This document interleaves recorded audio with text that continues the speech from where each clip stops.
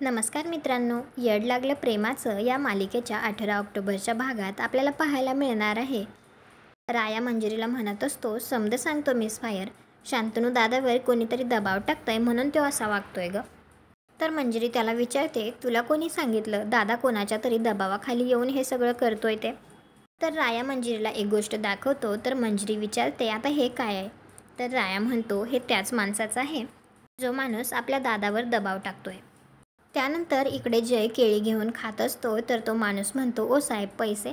तर लगेच जय रागातच म्हणतो, पैसे हवेत का. तर तो माणूस म्हणतो, हो. तर जय त्याच्यावर हात उचलतो. जय त्याला मारणार त्याच वेळी नेमकं राया तिथे येऊन त्याला अडवतो. रायाने त्याचा हात धरलेला असतो आणि तो त्याला विचारतो, हा कसला वन आहे रे. कारण रायाच्या डोक्यात असं असतं की हे जे कोणाचं ब्रेसलेट आहे त्याच्या हातात नक्कीच वन असणार. कारण रायाला त्या माणसाचं ब्रेसलेट सापडलेलं असतं जो माणूस शांतनूवर दबाव टाकत असतो.